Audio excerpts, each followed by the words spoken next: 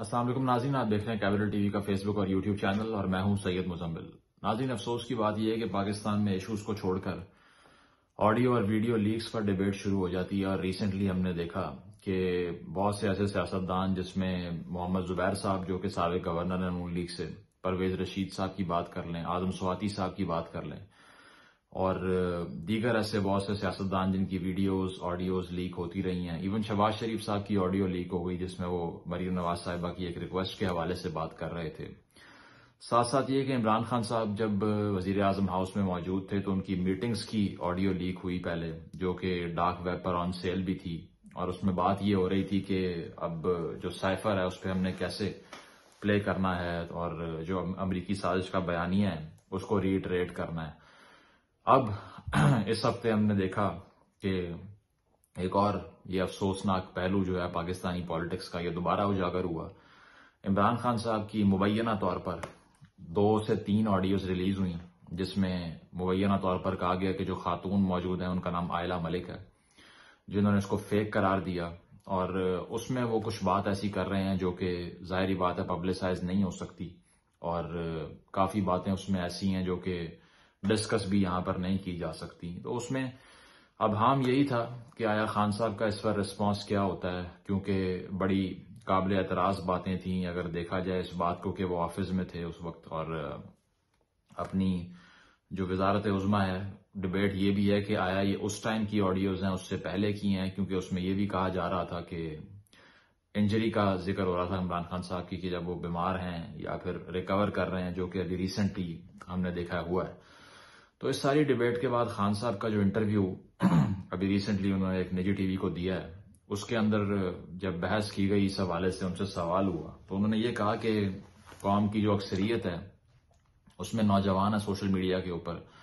اور وہ نوجوان جو ہیں وہ اس ساری چیزوں کو دیکھتے ہیں جس میں ایک نیگیٹو رویہ پھیلتا ہے۔ اس کے علاوہ اتنی غلاظت اور گندگی پالیٹکس میں پھیل چکی ہے جو کہ بہت غلط ایٹیچیوڈ ہے۔ تو خان صاحب نے کسی بھی پوائنٹ کے اوپر اس آڈیو کو کیٹیگوریکلی ڈینائی نہیں کیا، یعنی کہ آپ یہ کہہ سکتے ہیں کہ یہ میری آواز نہیں ہے، یا پھر یہ فیک ہے، یا پھر یہ ڈاکٹرڈ ہے، ایڈیٹڈ ہے، یا پھر یہ ہمارے خلاف سازش کے لیے بنائی گئی ہے۔ انہوں نے صرف یہ کہا ہے کہ ذاتی زندگی کو سیاست میں نہیں لانا چاہیے، جو کہ کسی حد تک بات ٹھیک ہے کہ اگر آپ کی ایک پرسنل لائف کے اندر کسی سے بات چیت چل رہی ہے تو اس کو سیاست میں آپ کی کریڈیبلٹی کو، امیج کو ڈیمیج کرنے کے لیے استعمال نہیں کرنا چاہیے، لیکن وہ یہاں پر ہوتی ہے، اور ایسی آڈیوز کو ریکارڈ کرنے کی بھی مذمت ہونی چاہیے، ساتھ ساتھ ان رویوں کی بھی مذمت ہونی چاہیے جس میں ہم تضاد دیکھتے ہیں سیاست میں اور عوام کے سامنے کچھ اور اس طرح کچھ اور۔ لیکن اب اہم پہلو اس ساری صورتحال میں یہی ہے کہ خان صاحب نے اس آڈیو کو ڈینائی نہیں کیا، اور جو ان کے سیاسی مخالفین ہیں وہ بھرپور اس کا استعمال بھی کر رہے ہیں۔ لیکن اب دیکھا جانا یہ چاہیے کہ اگر اس طرح کی آڈیوز اور ویڈیوز موجود ہیں تو یہ صرف ایک پرٹیکولر ٹائم پر کیوں باہر آتی ہیں، یا پھر یہ کسی کو بلیک میل کرنے کے لیے، پریشرائز کرنے کے لیے کیوں استعمال ہوتی ہیں، یا اگر عوام کا پیسہ لگتا ہے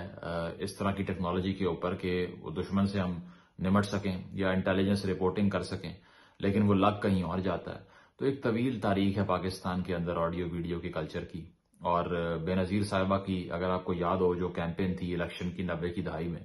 اس میں جو سب سے بڑا ہتھیار ان کے خلاف استعمال ہوا وہ یہی ہوا کہ یہ فحاشی کا الزام لگا ان کے اوپر، اور جعلی تصاویر ان کی آئی، ہیلی کاپٹر سے گرائی گئیں، اخباروں میں چھاپی گئیں، اس پہ کیریکٹر اسیسینیشن کی گئی۔ ایون اس سے پہلے چلے جائیں تو فاطمہ جناح صاحبہ کے اوپر بھی ایسے الزامات ایوب خان صاحب کی حکومت میں لگتے رہے ہیں جس میں ان سے شادی کا سوال ہوتا رہا اور بڑا کچھ کردار کشی کی گئی۔ تو ہمارے یہاں پر یہی ہے کہ اخلاقیات کو اور ذاتیات کو پالیٹکس میں استعمال کیا جاتا ہے فائدہ لینے کے لیے۔ ہاں، اگر ایسی کوئی چیز ہے اور کسی ہیکر نے آبٹین کر لی ہے تو وہ ایک مخصوص وقت پہ کسی کے خلاف استعمال کرتے ہوئے باہر آتی ہے، ادروائز نہیں آتی۔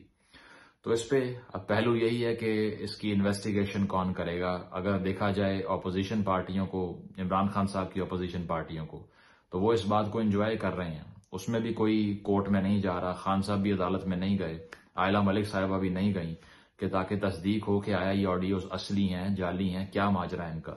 لیکن کلیئرٹی اس میں نہیں ہے۔ اور سب سے حیران کن بات یہ ہے کہ خان صاحب نے